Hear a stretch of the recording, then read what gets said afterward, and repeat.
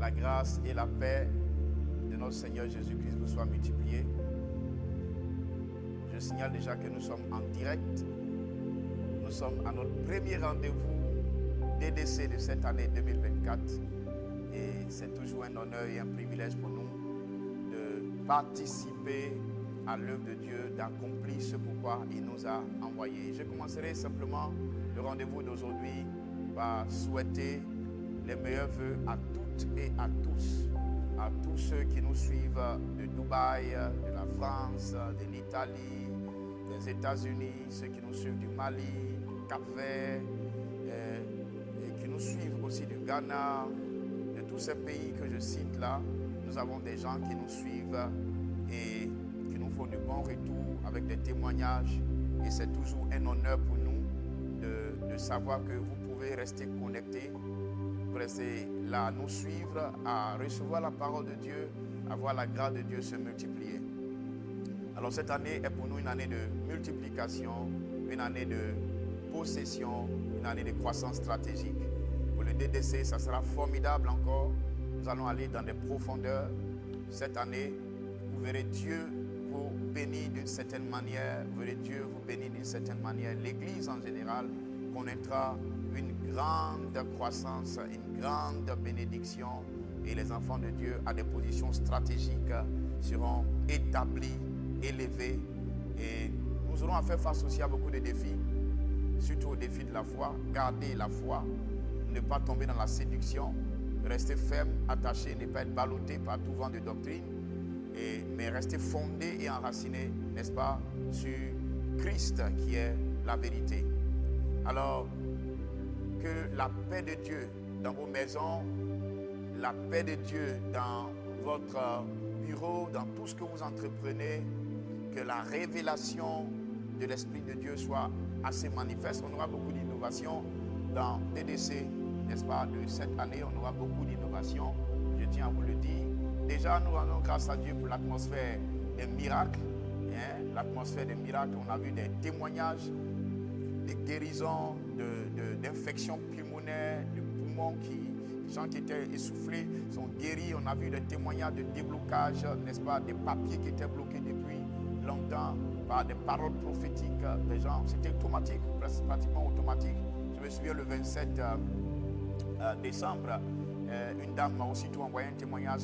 Elle me dit, pasteur, dès que tu as relâché cette parole, on vient de m'appeler pour me dire des dossiers que j'attendais depuis longtemps ont été, n'est-ce pas, sont prêts et je pouvais les recevoir. Alors, nous voulons dire, c'est le Seigneur qui fait ces choses et nous encourageons les uns les autres à partager massivement à tous les contacts, aux membres de leur famille, à leurs amis, n'est-ce pas, leurs collègues et partout dans le monde, nous devons envoyer l'évangile. Il dit, lorsque cette bonne nouvelle du royaume sera prêchée jusqu'aux extrémités de la terre, c'est alors que viendra la fin.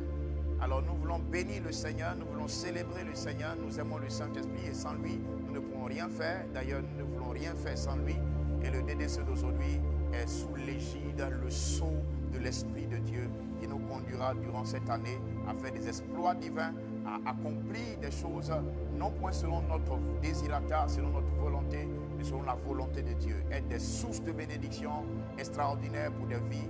Jésus a dit, si vous croyez en moi, celui qui a soif, qui vienne et qui boive, des fleuves d'eau vive couleront de son sein et jailliront jusqu'au dans l'éternité. Donc nous sommes comme des puits divins qui abreuvons des vies et nous voulons que DDC soit cette année comme un fleuve, n'est-ce pas, qui a débordé et qui peut, n'est-ce pas, abreuver, je veux dire, qui peut fournir de l'eau au puits, qui peut fournir de l'eau au ménage. Nous sommes des transporteurs divins, nous en sommes très conscients et nous allons transporter encore la vie de Dieu chez vous, à la maison, chez vous, dans votre bureau, dans la rue, partout où vous trouvez. Soyez simplement connectés. DDC, c'est bien le divin qui descend du ciel, la présence de Dieu transportée chez vous. Alors, restez connectés et cette année, je commence par vous proposer un nouveau thème. J'espère que vous êtes retournés à l'enseignement dernier du 27, qui était un enseignement poignant. On a parlé de 5 points importants, c'est préparé à entrer dans une nouvelle année. Alors, j'espère que chacun de vous est retourné à cet enseignement pour le réécouter et pour vivre de façon prolifique, de façon extraordinaire, de façon agréable cette année 2024. Et comme je vous l'ai dit, chaque année que Dieu vous donne est une opportunité. Chaque fois que Dieu vous donne une année, c'est une opportunité. C'est une raison de plus pour prouver à Dieu qu'il a eu raison, n'est-ce pas, de vous accorder la vie. Et refusez donc de vivre inutilement. Ne pas vivre les années de votre vie comme si vous les traversiez. Non, vous devez les marquer, n'est-ce pas, de façon correcte, de façon remarquable, faire de l'impact, influencer, n'est-ce pas, votre environnement immédiat et lointain, vous assurer que vous êtes une source de bénédiction. Dieu a dit à Abraham, je te bénirai, je ferai de toi une source de bénédiction. L'une des choses que vous devez savoir, c'est que Dieu a dit par exemple à Adam, quand nous lisons Genèse le chapitre 1, à partir du verset 26, nous voyons quelque chose d'important là-bas. Genèse chapitre 1, à partir du verset 26, nous découvrons, au moment où Dieu procède à la création de l'homme, nous découvrons quelque chose d'important. Remarquez, puis Dieu dit, faisons l'homme à notre image, selon notre ressemblance, et qu'il domine. Donc nous voyons que Dieu détermine le but. Nous voyons bien là, regardez, Dieu dit, faisons l'homme à notre image, selon notre ressemblance, et qu'il domine sur les poissons de la mer, sur les oiseaux du ciel, sur le bétail, sur tout, n'est-ce pas, la terre, et sur les reptiles qui rampent sur la terre. Remarquez bien cela. Donc, l'expression ici qui m'intéresse le plus, c'est la locution qui m'intéresse quand Dieu dit et qu'il domine. Remarquez que Dieu a créé l'homme un but. Dieu a créé l'homme. Alors, j'aimerais vous dire quelque chose, chers frères et sœurs, connectés avec nous, suivez au DDC, sachez que votre vie ne sera jamais la même à partir de cette année. Si vous pouvez rester connectés et partager massivement et emmener plusieurs personnes à être connectées et à suivre, n'est-ce pas, de la grâce que le Seigneur nous donne de participer à sa gloire. Participant à la gloire de Dieu. Écoutez-moi, attendez, et qu'il domine. Cela Dieu a créé l'homme un but. J'ai l'habitude de dire tout ce que Dieu fait, il le fait pour un but. Tout ce que Dieu dit, il le dit pour un but. Donc, j'aimerais vous dire quelque chose. Vous qui êtes connectés et vous qui serez connectés, vous qui allez suivre ensuite, sachez une vérité capitale. Vous n'existez pas pour le hasard. Vous n'existez pas pour rien. Vous existez pour un but.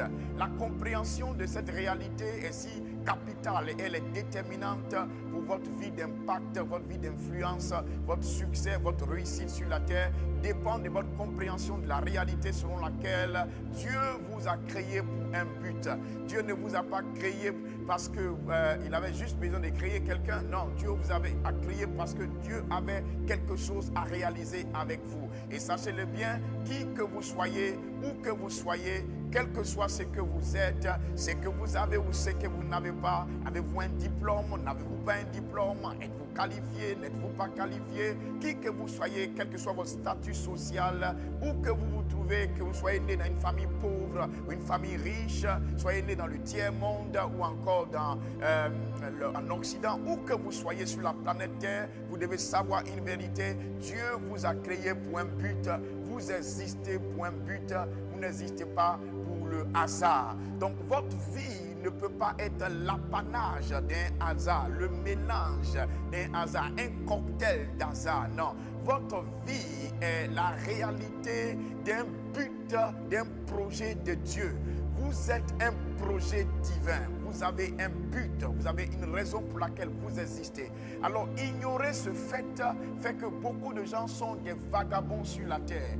Ils vagabondent, ils sont des vagabonds ici et là parce qu'ils n'ont pas découvert le but pour lequel ils existent. S'il y a une question fondamentale que chaque homme devait se poser sur la terre, c'est pourquoi suis-je sur la terre? Pourquoi suis-je ici? pourquoi est-ce que parmi les 8 milliards de personnes qui existent sur la terre, je suis compris. Dieu a bien voulu que je sois, n'est-ce pas, parmi ces 8 milliards de personnes sur la terre. Alors, cette question est capitale pour vous. Elle vous permet de comprendre que Dieu doit avoir un but, une raison principale, une raison réelle, véritable pour laquelle il veut que vous soyez sur la terre. Donc, ce que vous soyez né d'une prostituée, que vous soyez né après un abus, quelle que soit la situation, les circonstances dans lesquelles vous êtes né, cela ne fait aucune différence. Vous êtes né pour accomplir quelque chose. Toi qui m'écoutes, écoute-moi bien, tu es né pour accomplir quelque chose. Et tu as en toi un dépôt divin, un potentiel extraordinaire que certainement tu n'as pas encore découvert, même exploité, rien qu'à 10%, à 20%, à 30%. Et je te garantis que si tu étais en train d'exploiter ce potentiel, même à 10%, tu verrais ta vie devenir une merveille sur la terre. J'aimerais donc venir à vous ce mois-ci avec un thème que j'espère traiter le plus tôt possible et finir, mais nous croyons que le Saint-Esprit nous conduira dans, n'est-ce pas, la délivrance de ce test, dans le message qu'on a apporté. Alors, le thème que je vous propose pour aujourd'hui, c'est s'asseoir. Première chose, s'asseoir, se lever, marcher et courir pour un but. S'asseoir, se lever, marcher et courir pour un but. Alors, on pourrait résumer le thème en 4 grands thèmes. Par exemple, s'asseoir pour un but, se lever pour un but, marcher pour un but et courir pour un but. Alléluia. J'espère que vous suivez bien. Donc, on peut dire s'asseoir pour un but, se lever pour un but, marcher pour un but et courir pour un but. Aujourd'hui, je suis sur le plateau, sur ce plateau avec 2 pasteurs, 2 de mes magnifiques filles, le pasteur Bennett à ma droite, à votre gauche là-bas, et le pasteur Bennett, la voici. Magnifique pasteur. Salut, fais coucou. Salut, n'est-ce pas? Alléluia. Et nous avons aussi le pasteur Laurence Thiemele. Laurence Thiemele qui est avec moi sur le plateau aujourd'hui. Coucou. Alléluia. Donc, nous sommes bel bien au rendez-vous de décès dont le décor a déjà commencé à changer. Et les jours à venir, ça sera magnifique. Magnifique. C'est un honneur, un privilège pour moi d'être avec ces précieuses, ces belles dames, ces servantes de Dieu, du royaume de Dieu. Nous en sommes bénis, nous en sommes gratifiés. C'est toujours un privilège d'avoir des gens avec vous qui peuvent vous accompagner, qui peuvent vous aider à accomplir le mandat que Dieu vous a donné. Alors, comme je dis, aujourd'hui, je vais essayer, n'est-ce pas, de parler de s'asseoir pour un but. Écris en commentaire, je m'assois pour un but. Écris en commentaire, je décide de m'asseoir pour un but. Écris en commentaire, je vais toujours m'asseoir pour un but. Alléluia. Quel honneur, quel privilège. J'aimerais vous dire quelque chose pendant que nous commençons. On va lire un texte dans Jean le chapitre 6. Regardez bien, Jean chapitre 6, le verset 10. Jean 6, le verset 10. On y va s'il vous plaît. Jean chapitre 6, le verset 10. Regardez attentivement ce qui est dit là. Et c'est le Seigneur et le Maître qui parle. Jésus dit, faites-les asseoir. Faites-les asseoir. Wow. Il y avait dans ce lieu beaucoup d'herbe. Ok. Il dit faites-les asseoir. Il s'assit donc. Vous devez remarquer ça. C'est très important. Il s'assit donc au nombre. C'est bien ça, hein? Il s'assit donc au nombre d'environ 5000 hommes. Remarquez quelque chose. Jésus dit Faites-les asseoir. Faites-les asseoir. Quelle instruction extraordinaire.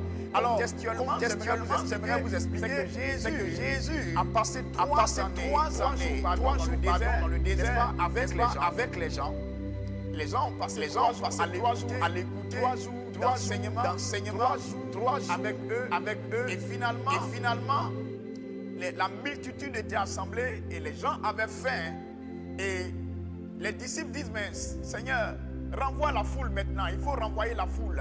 Cette multitude-là, Jésus leur dit, mais comment on renverrait la foule pendant que cette foule-là, on le sait, est affamée. Elle est là depuis 3 jours.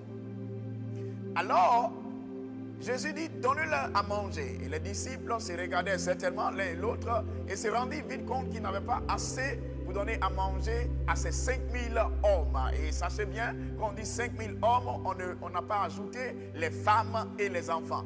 Alors, les savants, les théologiens disent, alors quand on ajoute les femmes et les enfants, on peut aller jusqu'à 12 000 personnes. Donc, nous avons environ 12 000 personnes à nourrir.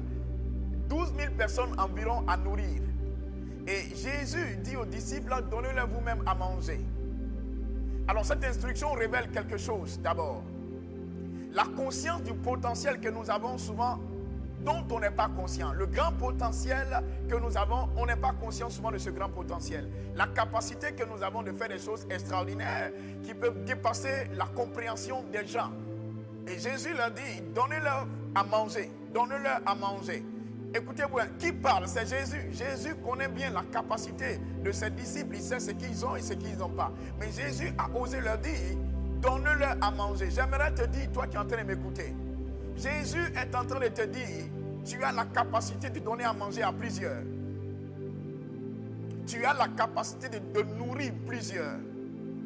Mais comme je vous l'ai une fois enseigné, le manque de conscience de votre potentiel entraînera toujours la conscience de votre incapacité. Le manque de conscience de votre potentiel entraînera toujours la conscience de votre incapacité. Vous deviendrez quelqu'un qui parle incapacité aussi longtemps que vous n'êtes pas conscient de votre potentiel. Dieu a injecté, a planté, a investi dans chacun un potentiel extraordinaire qui permette qu'il fasse des choses extraordinaires.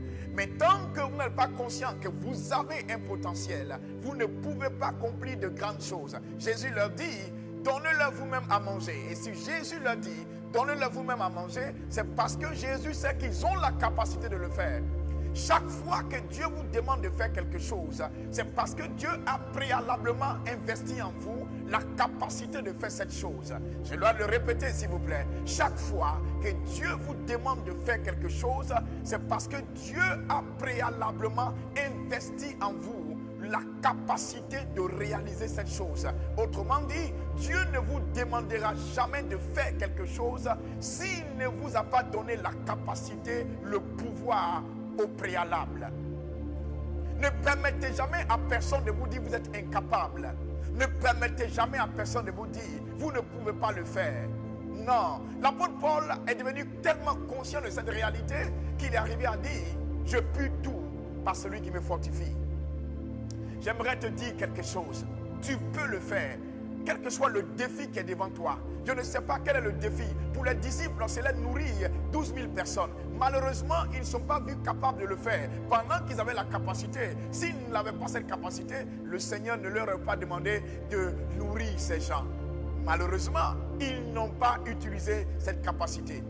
Mais à toi, je m'adresse, toi qui me suis, toi qui es en direct avec moi, écoute-moi attentivement. Certainement, on est en train de te demander de produire un tel résultat. Certainement, on est en train de te dire de faire telle chose. Certainement, ça se présente à toi un grand défi de cette année, de réaliser un grand magasin, une grande entreprise, ceci ou cela. Je veux te dire quelque chose. Chaque fois que quelque chose vient à toi comme un défi, ne vois pas à l'intérieur un problème. Vois à l'intérieur une opportunité de passer au second niveau, au niveau supérieur de ta vie. Chaque défi qui vient à vous ne vient pas pour vous détruire, mais vient pour vous construire. Chaque défi qui vient à vous ne vient pas pour vous anéantir, mais révéler le géant qui est à l'intérieur de vous. Chaque défi qui vient à vous ne vient pas pour vous humilier, mais vient pour révéler le divin à l'intérieur de vous. Écoutez-moi bien.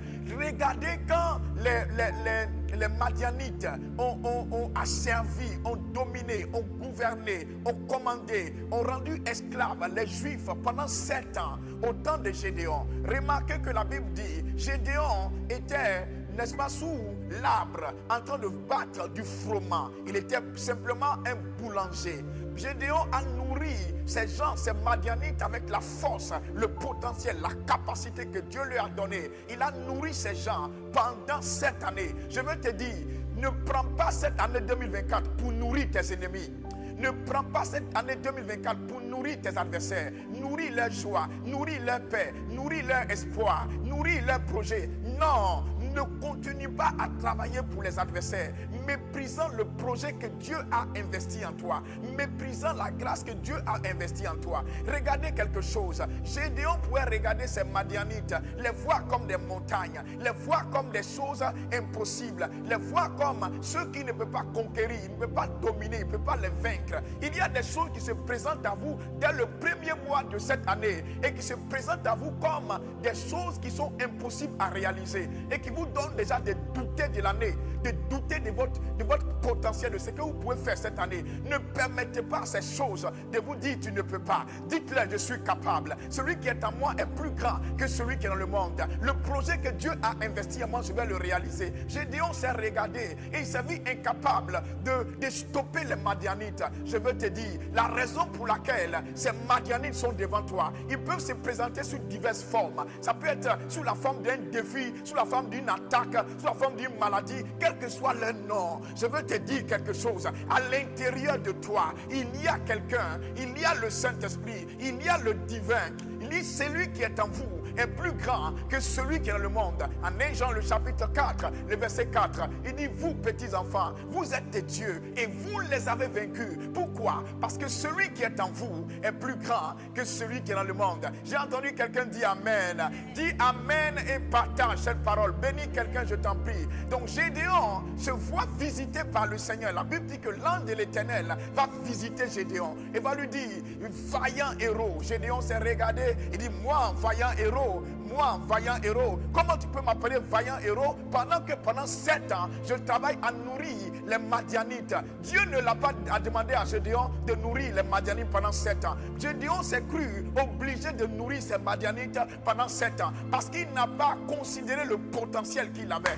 Frère, parce qu'il n'a pas vu la grandeur du potentiel qu'il avait. Il n'a pas mesuré l'étendue de ce potentiel. Je veux te dire, tu ne peux pas imaginer, le grand potentiel que tu as, cette grâce extraordinaire, énorme que tu as à l'intérieur de toi. Il n'y a pas de défi cette année 2024 que tu ne peux pas relever. Tu vas relever tous ces défis, quel que soit leur nom, quelle que soit leur taille, quelle que soit leur origine, tu vas les relever. Pourquoi? C'est lui qui vient à toi, c'est lui qui t'a envoyé sur la terre, pour un but. Quand Gédéon naissait, il ne savait pas qu'il était né pour délivrer Israël de la main des Madianites. Je veux que quelqu'un me dise un bon amen dans le commentaire. Tu ne sais pas pourquoi tu es né. Tu es né pour un but. Le défi que tu es venu trouver quand tu es né pour relever ce défi. La situation que tu es venu trouver quand tu es né, tu es venu relever cette situation. Si tu es né dans une situation où la pauvreté battait son plein dans ta famille, sache que tu es né pour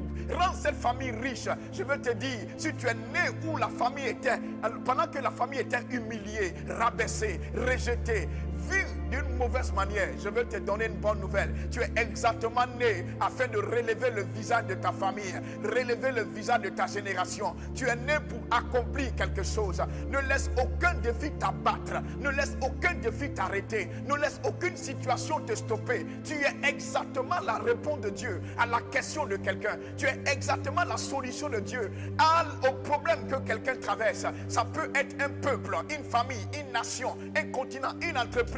Ne méprise pas le diplôme que tu as eu. Ne néglige pas ces choses à cause des facteurs environnants qui te disent que ça fait 10 ans que tu as le diplôme. Il n'y a rien qui s'est passé. Ça fait 20 ans, ça fait 10 ans, ça fait 3 ans, ça fait 4 ans que tu essaies ces concours et ça ne marche pas. Ce n'est pas la peine. Est-ce que tu es capable? Je veux te dire, tu es capable. Je veux te dire, tu vas le réaliser. Tu as le potentiel de Dieu en toi. Et le but de Dieu ne change pas. Quand Dieu t'a créé pour un but, il donne la capacité. Écoutez-moi très attentivement.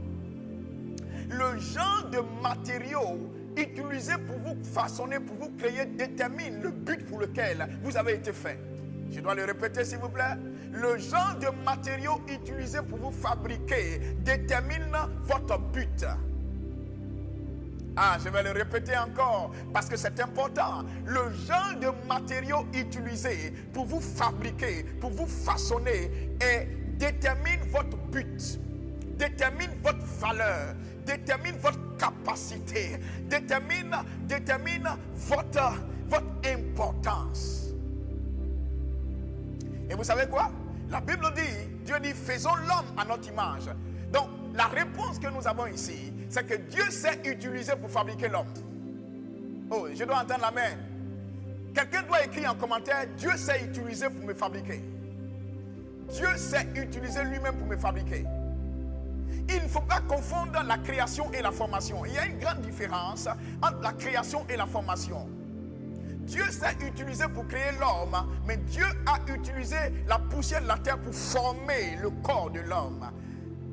Le domicile que vous habitez n'est pas vous. Le vrai vous, c'est votre esprit. Dieu s'est utilisé pour vous fabriquer. Dieu s'est utilisé pour vous fabriquer. Il s'est utilisé pour vous façonner. Il s'est utilisé pour vous faire. Vous devez donc comprendre que si Dieu s'est utilisé pour vous faire, ça veut dire que vous avez été programmé pour dominer. Voilà la raison pour laquelle Dieu dit et qu'il domine. Dieu n'aurait jamais dit à l'homme de dominer sur la terre si Dieu ne s'était pas utilisé pour dominer. Parce que Dieu domine dans le ciel, il domine sur la terre. Ça veut dire que Dieu a créé un instrument de domination. Vous êtes un instrument de domination. Écrivez en commentaire, je suis un instrument de domination. Je suis un agent de domination de Dieu. Je suis créé, fait, façonné, fabriqué, programmé pour dominer. Tu as un but. Tu as un but. Et retenez que le matériau utilisé pour vous fabriquer détermine le but pour lequel vous avez été fabriqué. Je dois le répéter s'il était rapide. Le matériau utilisé pour vous fabriquer détermine le but pour lequel vous avez été fabriqué. Donc si Dieu vous a utilisé pour vous fabriquer, c'est utilisé pour vous fabriquer, cela détermine pourquoi Dieu vous a donné le mandat de domination. Vous comprenez bien? Quand Dieu dit au chapitre 1 de la Genèse, verset 28, Dieu les bénit, il a dit multipliez, multipliez. Je vais vous dire quelque chose. L'un des buts pour lequel vous avez été créé pour multiplier. Tout ce que Dieu a mis à l'intérieur de vous est appelé à se multiplier. Voilà pourquoi Dieu a dit à Abraham, je te bénirai, je ferai de toi une source de bénédiction. Tout ce que Dieu a créé est appelé à se multiplier selon son espèce. Il est temps pour vous de vous multiplier, vous dupliquer selon votre espèce. Ça sera inutile pour vous de ne pas vous multiplier selon votre espèce. Vous voyez, chaque oiseau se multiplie selon son espèce. Chaque animal se multiplie selon son espèce. Je dis bien selon son espèce. Vous êtes une espèce spéciale. Tous les hommes sur la terre sont des hommes. Ils font partie de l'espèce humaine. Mais dans l'espèce humaine, il y a des espèces spécifiques. Certains sont des espèces d'hommes d'affaires. D'autres sont des espèces d'administrateurs. D'autres sont des espèces de financiers. D'autres sont des espèces d'hommes de Dieu comme moi. Regardez-moi. Regardez-moi comme je suis béni. Je suis un homme magnifique. Je suis une espèce d'homme de Dieu. Donc je dois me reproduire selon mon espèce. Voyez bien, quand vous découvrez votre but, il est plus facile pour vous de vous multiplier. Quand vous découvrez votre but, il est plus facile pour vous de vous multiplier. Il est plus facile pour vous de remplir. Il est plus facile pour vous de remplir, d'assujettir et de dominer. Vous voyez? Et vous devez découvrir votre but. Il y a une seule prière à faire et elle est tout simple. Seigneur, pourquoi suis-je né? Révèle-moi le but pour lequel je suis né. Quand nous regardons dans Jérémie le chapitre 1 à partir du verset à partir du verset 4 jusqu'au verset 5, quand Dieu parle à Jérémie, la parole de l'Éternel me fit adresser en ces mots, n'est-ce pas? Avant que je ne t'eusse formé dans le sein de ta mère, je te connaissais. Vous voyez bien? Avant que je ne t'eusse formé dans le sein de ta mère, je te connaissais. Hein? Vous voyez bien là? Regardez ce qui est écrit. Parole de l'Éternel. Hein? Parole de Jérémie, n'est-ce pas? Fils de... Non. Va au verset 4, je t'en prie. Verset 4. Chapitre 1, verset 4. Regardez. Commentez, likez, partagez. Quelqu'un est en train d'être béni par ce message. Il dit, la parole de l'Éternel me fut adressée en ces mots. En ces mots. Verset suivant. Il dit, avant que je ne t'eusse formé dans le sein, dans le ventre, pardon, de ta mère, c'est la même chose que sein, je te connaissais. Vous voyez bien? Je te connaissais. Et avant que tu fusses sorti de son sein, je t'avais consacré prophète, je t'avais établi prophète des nations. Vous voyez bien? Donc, chaque personne que Dieu a créée sur la terre a été créée pour un but. Vous ne pouvez pas démarrer cette année au hasard, et en ignorant votre but. La raison pour laquelle les gens finissent l'année souvent sans avoir un bilan positif, c'est parce qu'ils ont commencé l'année sans être en connexion avec leur but, sans être en symbiose avec leur but. Tu commences cette année, est-ce que tu es en connexion avec ton but? Ou tu es juste envieux d'atteindre le but de quelqu'un d'autre? Non, chacun de nous a un couloir que Dieu a préarrangé pour lui. J'aime la manière dont Éphésiens le dit. Éphésiens chapitre 2. Tout le monde ça rapidement. Éphésiens 2 verset 10. Regardez. J'aime la manière dont il le dit.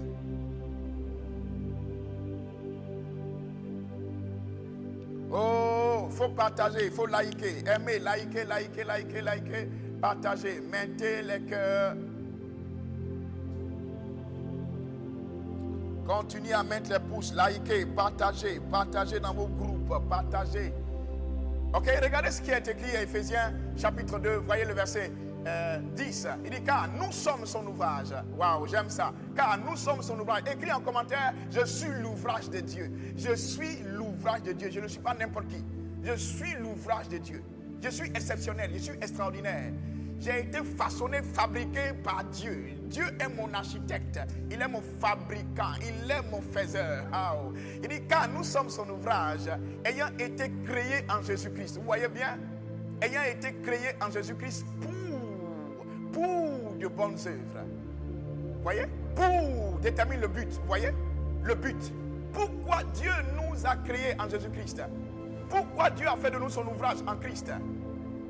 Parce qu'il nous a créés, produit de bonnes œuvres, pour que nous puissions produire de bonnes œuvres. Vous voyez? L'un des buts que tu as, c'est d'être un producteur de bonnes œuvres. Ça veut dire que tu dois avoir la conscience, l'idée continuellement dans ta manière de faire. On doit voir que tu cherches à produire de bonnes œuvres. Pourquoi? C'est pour ça que tu as été créé en Christ Jésus. Tu as été façonné, tu as été fabriqué, conçu délicatement. Pourquoi? Pour de bonnes œuvres. Par qui? Par le plus grand, extraordinaire, glorieux, unique, incomparable, le Dieu d'Abraham, d'Isaac et de Jacob. Mieux, le Père de notre Seigneur Jésus-Christ. Notre Père nous a consciemment, délicatement, rigoureusement préparé, fabriqué, façonné pour, remarquez, but. Dieu ne fait jamais rien pour un but. Arrête de vivre sans but. Il est temps de te reconnecter à ton but. Il est temps de te reconnecter à ton but. Pourquoi tu es sur la terre? Quel est ton but? Donc, chaque année que Dieu ajoute, c'est afin que tu accomplisses une partie de ton but. Écoute-moi. Chaque année que Dieu ajoute à ta vie là, c'est afin d'accomplir une partie de ton but. Mais regarde, après 10 ans, tu étais tellement distrait, tu n'as jamais été en contact avec ton but, découvert ton but, que tu n'as même pas réalisé un pas, une partie du but pour lequel tu existes. Voilà ce qui cause le retard dans la vie des gens. Plusieurs personnes sont en retard. Pourquoi? Parce qu'ils ne sont pas en connexion avec leur but. Et pourquoi ils ne sont pas en connexion avec leur but? C'est exactement ce à quoi je viens. Tout ce que je suis en train de dire, c'est une introduction, frère. Regardez. Regardez s'il vous plaît. Jésus dit, faites-les asseoir. Plusieurs d'entre vous ne se sont jamais assis pour demander à Dieu pourquoi ils sont sur la terre. Vous qui me suivez, vous qui êtes connectés avec nous, je vous pose la question. T'es-tu une fois sérieusement assis? Il y a des gens qui ne sont jamais assis. Ils ont commencé à se lever. Ils ont commencé à marcher. Ils ont commencé à courir.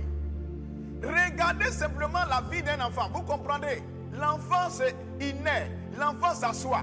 L'enfant se lève. L'enfant s'assoit. Il fait les 4 pattes. Il se lève. Ensuite, il commence à marcher. Et ensuite, il commence à courir. Pourquoi croyez-vous que ce processus naturel a été établi par Dieu? Pourquoi? La Bible dit que toutes ces choses sont pour notre instruction. Comprendre les choses spirituelles nécessite souvent la compréhension de l'analogie des choses physiques. La compréhension du processus des choses physiques, des choses naturelles. Lorsque vous apprenez à comprendre les choses naturelles, vous apprendrez à mieux comprendre les choses spirituelles. Si quand l'enfant naît, il ne saute pas l'étape de s'asseoir et il commence par marcher, il ne saute pas. Dieu est un Dieu sage.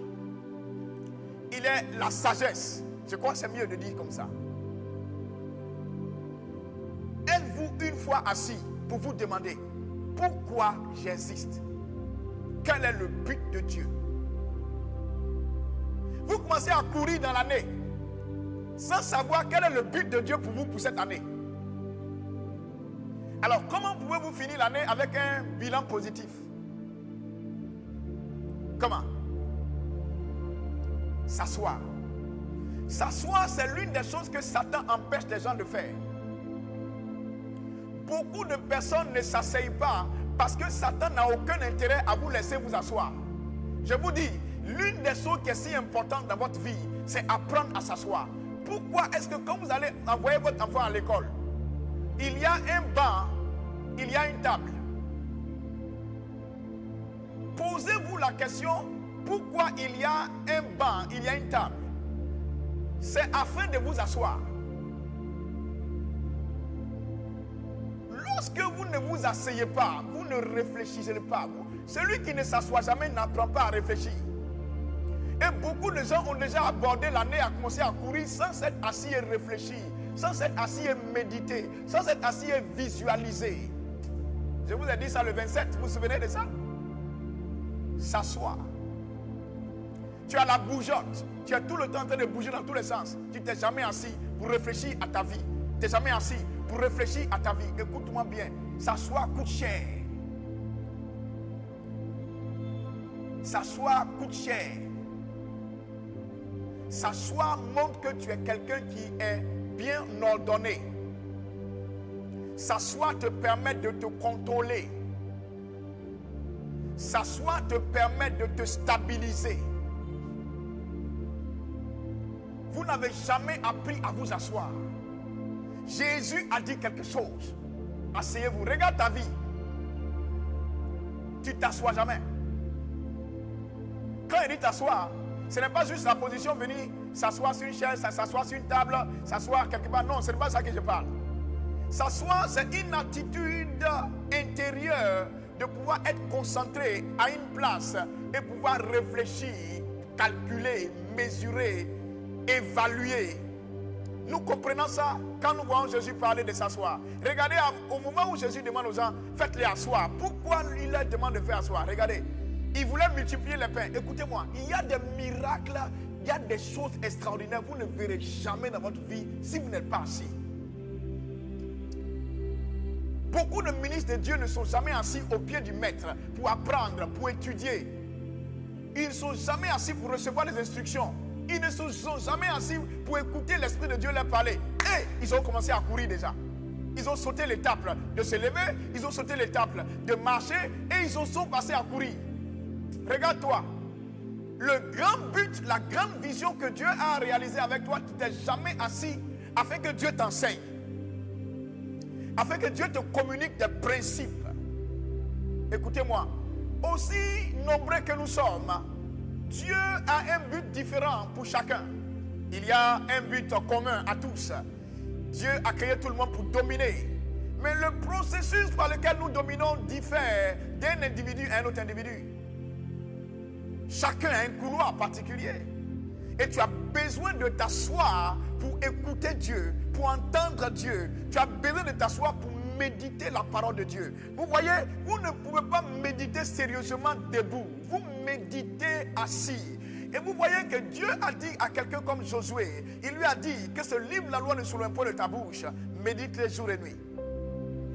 Médite les jours et nuits de façon à observer tout ce qui est écrit. Vous voyez bien? Il dit, c'est alors, de façon à garder tout ce qui est écrit. C'est alors que tu réussiras. C'est alors que tu auras du succès dans tout ce que tu entreprendras.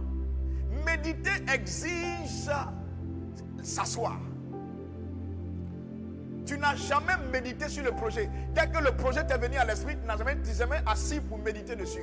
Passer une nuit, passer 3 heures à s'asseoir, à méditer sur le projet. Vous savez, quand vous n'êtes pas assis, vous ne donnez pas à Dieu de faire asseoir à l'intérieur de votre esprit ce qu'il veut réaliser avec vous. S'asseoir permet à Dieu d'insérer en vous, de vous inculquer ce qu'il veut que vous fassiez. Mais dès que Dieu a envoyé une idée, dès que Dieu a dit quelque chose, paf, vous n'êtes jamais assis pour méditer ce que Dieu a dit. Vous allez commencer déjà à vous lever, à commencer à marcher et à courir. Et voilà pourquoi j'ai quelque chose à te dire. Si tu n'as pas appris à s'asseoir, si tu n'as pas appris à t'asseoir, les accidents dans ta vie sont inévitables. Remarquez que dans un véhicule, on demande aux passagers de s'asseoir.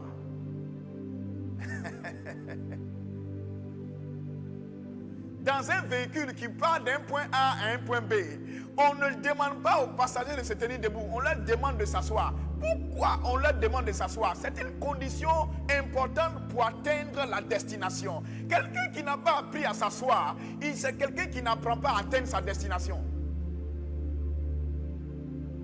Il est difficile pour les gens d'atteindre leur but quand ils n'apprennent pas à s'asseoir d'abord. Demandez-vous, entre 12 ans et 30 ans, on ne voit pas Jésus. Où il était? Il était assis. En train de faire quoi? En train d'apprendre.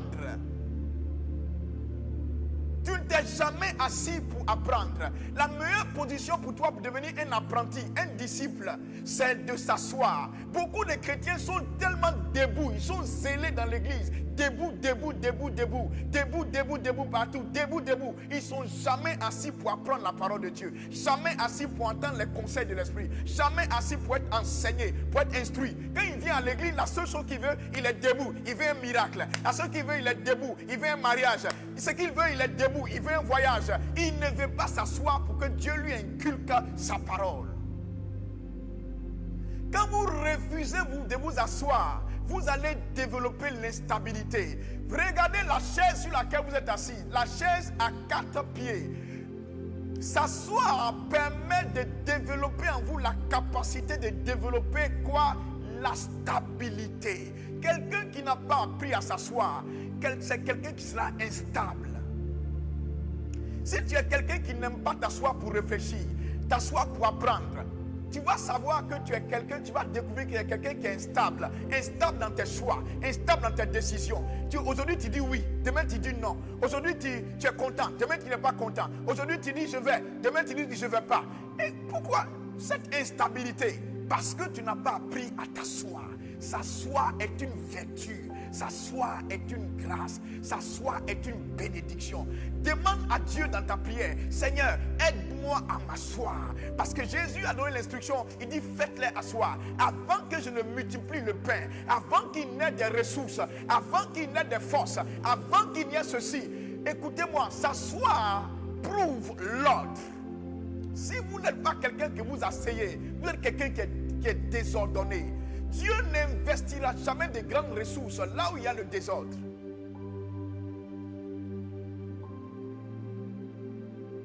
Regarde ta vie, regarde-toi. Tu as déjà commencé à courir pour 2021. 2024. Oh, avant 2024, tu n'étais jamais même assis pour dire que je vais faire un moment de jeûne, je vais me retirer, prier, jeûner, connaître la pensée de Dieu, je vais m'asseoir.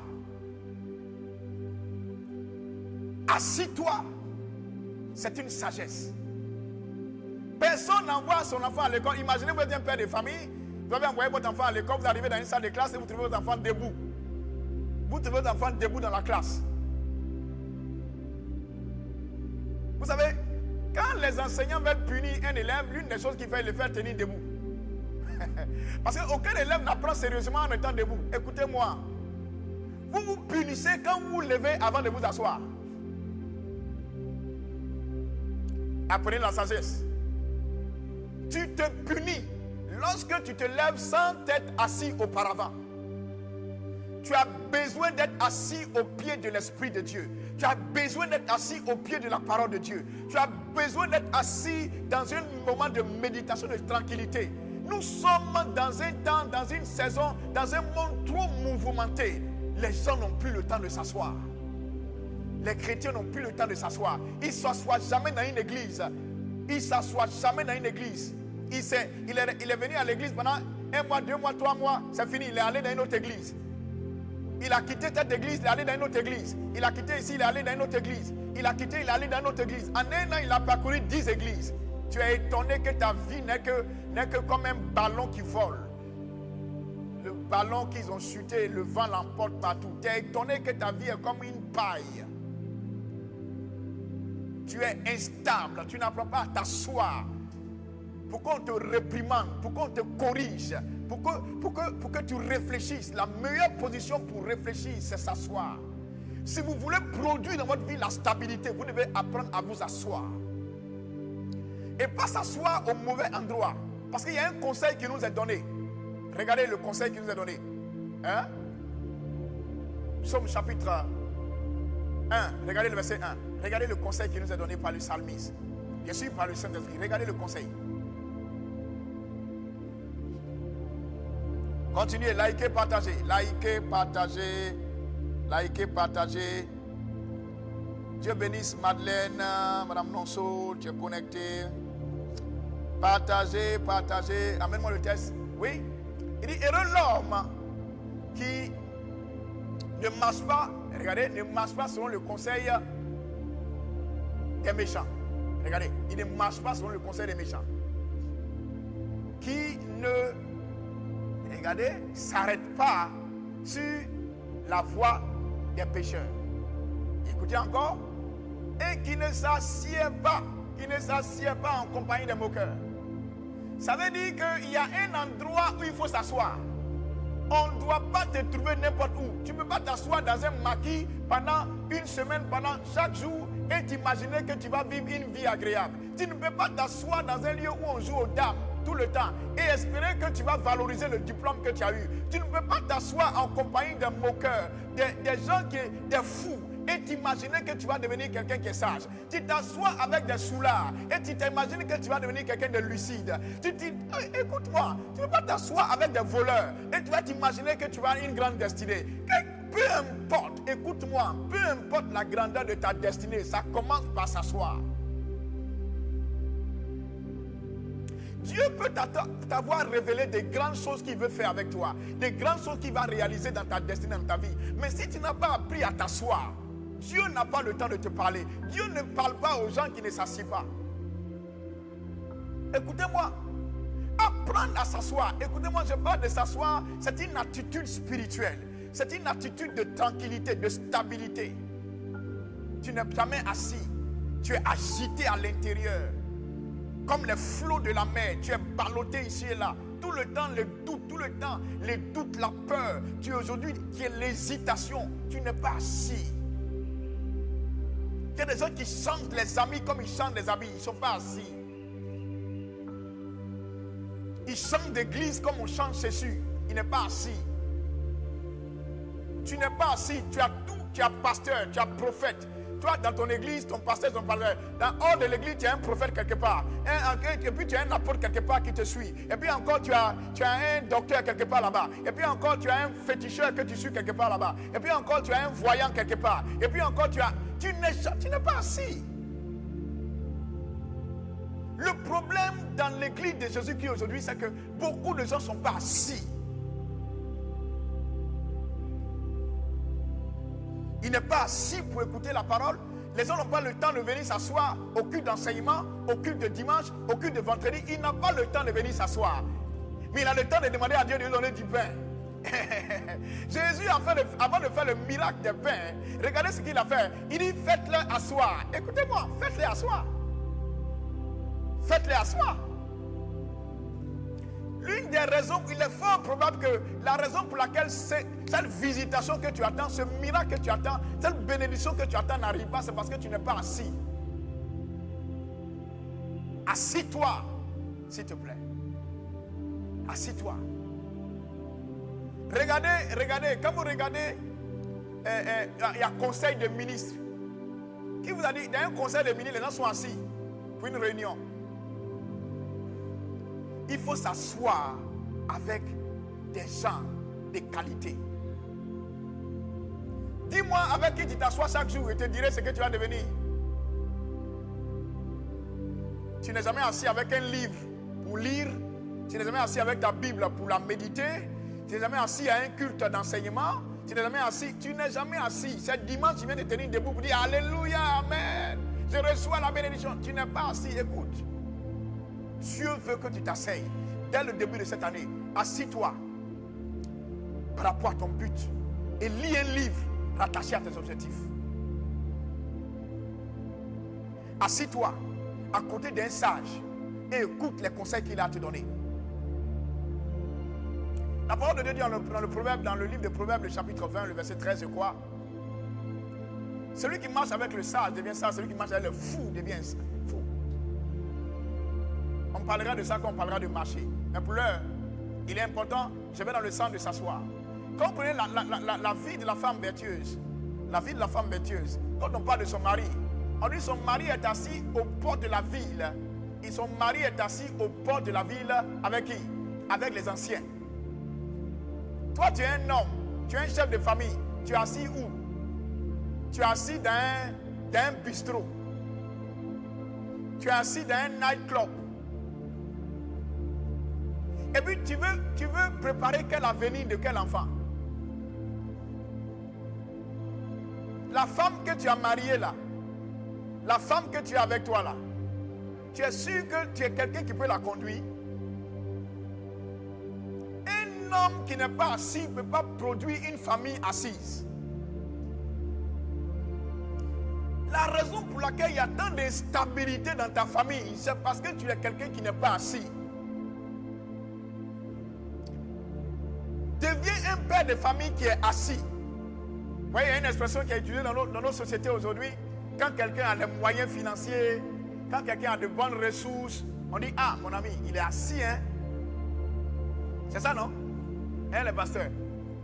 On dit, il est assis, hein. Pourquoi on ne dit pas il est debout, hein? On dit il est assis, ça dit il est stable, il est solide, il est fondé, il est inébranlable. Et vous savez quoi? J'ai une bonne nouvelle pour vous. C'est pourquoi lisons Éphésiens. Regardez Éphésiens, chapitre 1, verset 29, verset 19. Regardez, quand on parle de Jésus, regardez Jésus. Regardez, il dit, et quelle est envers nous qui croyons l'infinie grandeur de sa puissance, se manifestant avec efficacité par la vertu de sa force. Continue. Il l'a déployé en Christ en le ressuscitant des morts et en le faisant asseoir. Quelle position Jésus occupe au ciel? Regardez.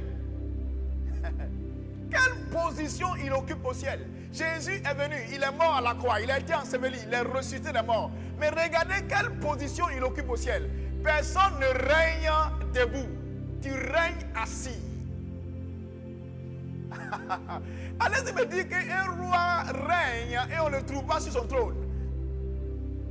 Le seul qui est un menteur et un trompeur qui vous fait croire qu'il règne, c'est Satan. Il n'a pas de trône. La Bible dit qu'il est comme un lion rugissant.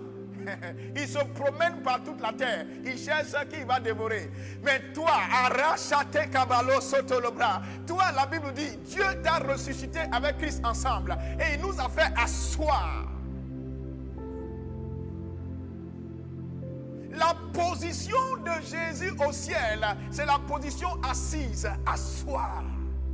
Il est temps pour toi cette année de t'asseoir, s'il te plaît.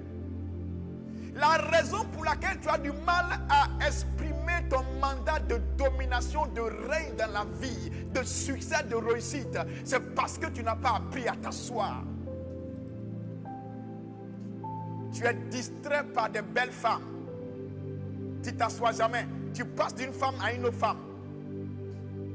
Tu dis, j'essaie de voir celle qui sera la bonne. Tu es malade. Il y a une maladie que tu as, c'est le syndrome de ne pas s'asseoir.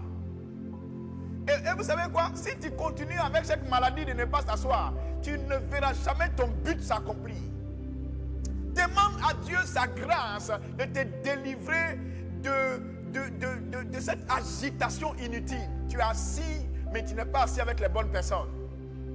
Tu es assis avec les joueurs de dames, les joueurs de Konami pour les jeunes, les joueurs de paris sportifs. Tu es assis avec les joueurs de jeux de hasard. Tu es assis avec qui? Avec qui t'assoit? Ceux avec lesquels tu t'assois déterminent déjà le genre de personne que tu es. Avec qui tu as l'habitude de t'asseoir?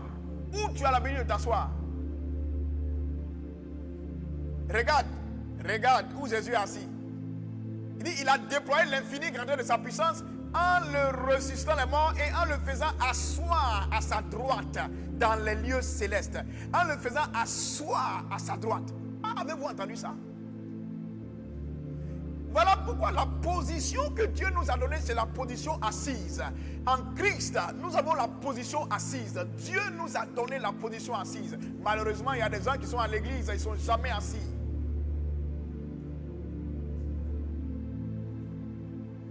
N'est jamais assis.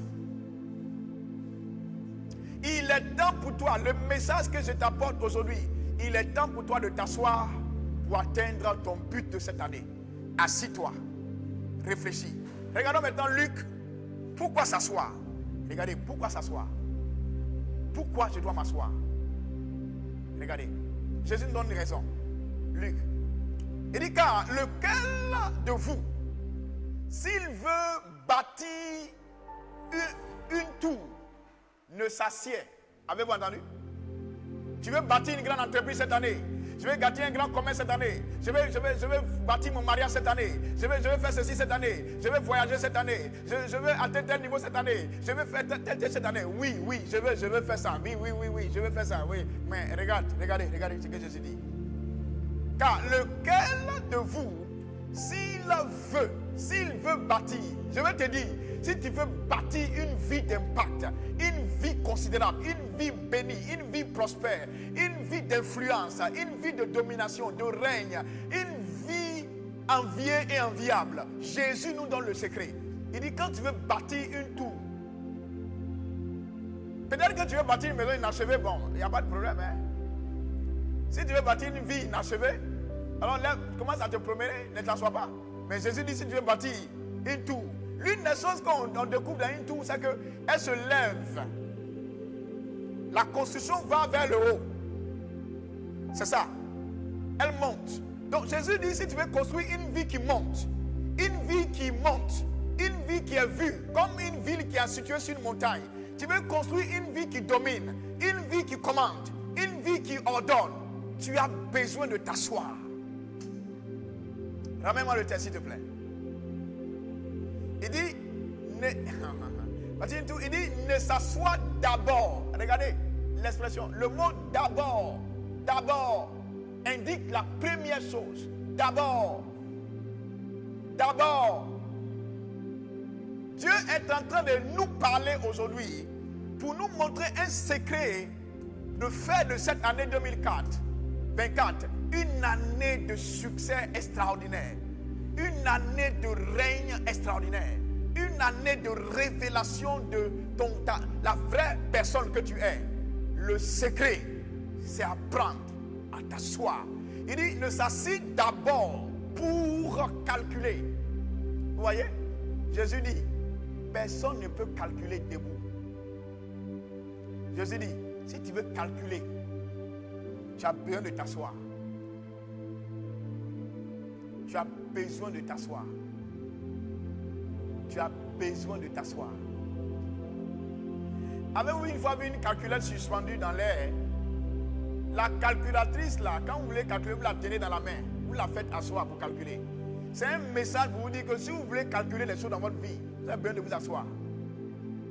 Tu es agité. Matin, tu es debout. Tu vas dans tous les sens. Tu ne sais même pas où tu vas. Tu te lèves, tu es allé ici, tu es allé là. Tu ne calcules pas tes sorties. Tu ne calcules pas tes fréquentations. Tu ne calcules rien. Tu ne calcules pas tes investissements. Tu ne calcules pas pour tes amitiés. Parce que tu n'es pas assis. Tel ami vient dans ta vie, tu l'acceptes. Tu es une femme, tu veux te marier. Tu es une femme et puis tu ne calcules pas. Un gars t'a dragué dans la rue là, dès qu'il t'a dragué, tu lui as dit oui. Tu n'es pas assis pour calculer. Écoutez-moi. Dieu nous parle dès le départ de cette année. Il nous donne un message important. Tu existes pour un but. Et Dieu veut que tu t'asseyes pour un but. Cette entreprise-là, tu rêves grand. Mais est-ce que tu as appris à t'asseoir pour calculer? Évaluer. Ramène-moi mon texte, je t'en prie. Laisse-le au coin. Laisse-le au coin quelque part. Ok? Il dit, ne s'asseoir pour calculer. Vous voyez, calculer la dépense. Est-ce que vous comprenez que la vie chrétienne coûte cher? Pourquoi les gens abandonnent si rapidement souvent Jésus? Ils abandonnent si souvent l'église. Parce qu'ils n'ont jamais calculé la dépense, ce que ça va leur coûter de marcher avec Jésus. Ils n'ont jamais calculé ce que ça va leur coûter pour aller à un autre niveau de leur vie spirituelle. Ils ne sont jamais assis pour calculer. À nous aller. Seulement, il avance seulement. Sans s'asseoir et calculer. Assis-toi et calcule ce que ça va te coûter de passer au niveau de 50 millions. Et quand tu t'es assis pour calculer ça, consciemment tu commences à investir. Ramène-moi, oui, la dépense est en grand, ramène-moi en grand un peu. Les écritures sont un peu plus petites. Voilà, ok?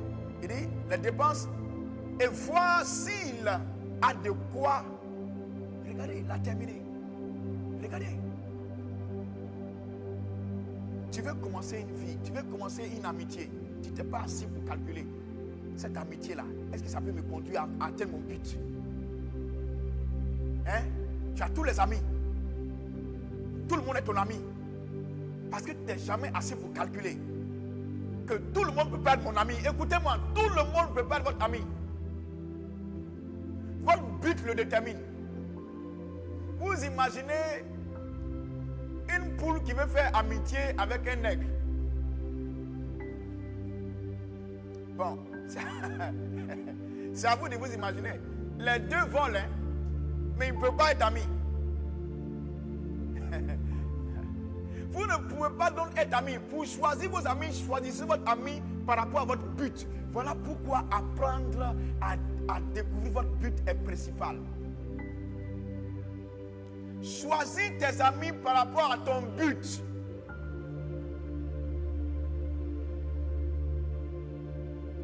Imaginez-vous un aigle qui veut être ami avec un requin. Aigle ami avec requin. Ça, c'est quelle amitié? Hein? De cette même manière, il y a des gens avec lesquels tu es ami. Ils ont un but différent de ton but. Si quelqu'un a un but qui est différent de ton but, alors il n'est pas la personne appropriée pour être ton ami. Ce n'est pas parce que la personne, ça ne veut pas dire que la personne est mauvaise. Ça ne veut pas dire que la personne est méchante. Ça ne veut pas dire que la personne n'est pas une bonne personne. Non. Dès le moment où tu sais que chacun d'entre nous a un but dans la vie, tu dois apprendre à choisir tes amis par rapport à ton but. La raison pour laquelle beaucoup de mariages échouent, c'est parce que les gens ne sont pas assurés qu'on a le même but. La femme veut marier un monsieur parce qu'il a le bougnac, mais elle ne sait pas quel est le but de cet homme. Au milieu de la route, elle est montée dans son taxi. Au milieu de la route, il apprend pour aller à gauche. Elle dit, moi je ne vais pas aller à gauche, je vais aller à droite. C'est trop tard. Tu ne savais pas la destination et tu es monté dans le véhicule. Écoutez-moi bien. La vie, certains d'entre vous ont eu des rêves, des songes dans lesquels ils se voient dans une voiture qui est en train de rouler. Cela parle de but, cela parle de destinée. La voiture dans laquelle tu marches, tu montes là, déterminera la destination. Voilà pourquoi prenez garde. Ne vous alliez pas, n'allez pas vous associer à des associations bizarres. On dit des organismes internationaux. Internationaux, pardon. On dit c'est tel club. Il y a tel club, il y a tel club. Et il y a des chrétiens qui sont assez aveugles pour aller s'associer à des clubs. Clubs de temps. Des pays africains sont allés se mettre dans des clubs. On dit club de temps, club de temps, club de temps, club de temps. Ils sont dans des clubs. Et dans ces clubs-là, ils vendent leur pays. Dans ces clubs-là, ils vendent leur nation. Ils vendent leur population. Tu es allé te mettre dans un club, dans une secte. Tu as vendu ta femme, tu as vendu tes enfants.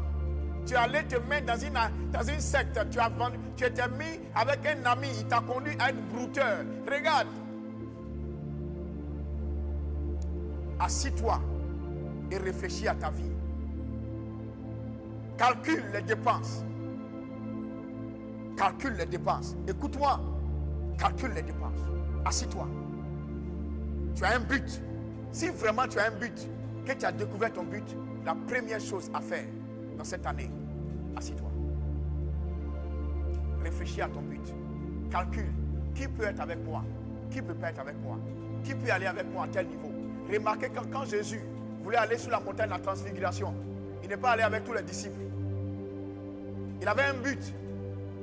Le but que vous avez détermine avec qui vous marchez, avec qui vous allez au second niveau de votre vie. Il allait avec Pierre, Jean-Jacques. Il n'est pas allé avec vous, eux tous. Regardez et tirez leçon de ces choses. Quel est votre but dans la vie? Quel que soit le but que vous avez, aujourd'hui, asseyez-vous. Asseyez-vous avec la bonne personne. Celle qui pense comme vous. Celle qui voit comme vous. Asseyez-vous. Dieu vous bénisse. Alors pour tous ceux qui me suivent, où que tu sois, tu n'es pas encore né de nouveau. Tu n'es pas encore né de nouveau. Je prierai tout à l'heure pour tout le monde. Alors tu vas faire cette prière avec moi. Tu veux naître de nouveau. Ta vie est désorganisée, ta vie est sans lumière. Tu ne peux pas mettre de l'ordre dans ta vie quand tu n'es pas né de nouveau parce qu'il n'y a pas de lumière. Jésus-Christ est la lumière du monde. Il dit, je suis la lumière du monde. Celui qui me suit ne marchera pas dans les ténèbres, il aura la lumière de la vie. Alors ta prière est la suivante. Ô Seigneur Dieu, je viens à toi au nom du Seigneur Jésus-Christ. Je crois de tout mon cœur que Jésus-Christ est le Fils de Dieu. Il est mort à la croix pour moi. Il a été enseveli. Il est reçu de mort pour me sauver. Je confesse de ma bouche que Jésus-Christ est mon Seigneur et mon Sauveur. Aujourd'hui, je suis né de nouveau. J'ai la vie éternelle. Je suis enfant de Dieu. Et plus grand est celui qui est en moi que celui qui est dans le monde. Si vous avez fait cette prière, sincèrement, vous avez fait la prière qui affiche à l'écran, alors vous venez de naître de nouveau. Ce qu'il vous faut maintenant, c'est de nous envoyer un message. Vous dites, oui, j'accepte Jésus. Envoyez-nous un message simplement par WhatsApp, sur le numéro qui affiche, le 05 94, le numéro qui affiche. Et envoyez-nous un message. Oui, j'accepte Jésus. Oui, je suis né de nouveau. Et cette année, comme promis, vous allez voir, on va avoir les cultes en ligne. On va démarrer les cultes en ligne avec dans plusieurs autres pays, comme on a déjà commencé précédemment. Et nous vous exhortons à aussi nous écrire, envoyer nos témoignages, envoyer nos impressions. Ce message a été une bénédiction pour vous. Écrivez-nous et dites-nous comment ce message a été une bénédiction, une orientation pour vous. Ça nous encourage, ça nous permet de voir comment vous avez été bénis, etc. Les jours à venir, on s'organisera de sorte que vous puissiez appeler en direct, poser des questions. On aura questions-réponses bientôt au rendez-vous DDC. On aura questions-réponses. Vous pourrez appeler, poser vos questions en direct et nous pourrons vous répondre aussi à vos questions, n'est-ce pas? Alors, ce que j'aimerais vous dire, tu veux donner au DDC, tu veux s'aimer dans le DDC, tu veux que le DDC devienne plus grand, mieux articulé en termes de beauté, en termes de cadre, etc. Alors, j'aimerais te dire quelque chose. Voici les numéros qui affichent. OK? Western Union, tu peux nous envoyer, n'est-ce pas, tes semences, tes offrandes, pour nous encourager, pour nous emmener à nous équiper et à mieux travailler, à vous servir, à servir le monde, à envoyer l'évangile partout. Deviens partenaire du DDC. Alors, bientôt, vous verrez une fiche de partenariat pour le DDC qui va être mise en ligne pour vous permettre de devenir partenaire du DDC, pour nous permettre, n'est-ce pas, de rendre le DDC plus efficace. Vous pouvez nous envoyer Wave aussi directement avec le numéro qui affiche. Nous serons reconnaissants à Dieu pour vous. Nous prierons pour vous, n'est-ce pas, pour votre soutien, pour votre engagement. Continuez à rester connectés. D'ici là, que la paix et la grâce de Dieu vous soient multipliées. DDC, le divin qui descend du ciel. Je prie maintenant pour vous, Père. Je prie pour tous ceux qui sont connectés avec nous et qui ont suivi cet enseignement. Je prie au nom du Seigneur Jésus, afin que, premièrement, ils découvrent leur but, que chacun d'eux découvre son but, que le Saint-Esprit leur révèle le but pour lequel ils existent sur la terre, et que cette année soit une année pour eux de succès, de réussite, une année d'accomplissement parfaite au nom de Jésus-Christ. Ma prière, Père, pour eux, c'est que ce que l'œil n'a point vu, ce que l'oreille n'a pas entendu, ce qui n'est pas venu au cœur de l'homme, que cela leur soit révélé. Et qu'ils puissent s'asseoir, et qu'ils puissent planifier, calculer la dépense, et commencer à bâtir leur vie pour cette année, et au soir de cette année, être en train de dire gloire à Jésus-Christ, parce que j'ai atteint le but. Ils sont bénis, ils sont guéris, ils sont en bonne santé, et la paix et la grâce sont avec vous pour toujours, au nom de Christ Jésus. Amen et amen. Shalom chez vous. Shalom chez vous.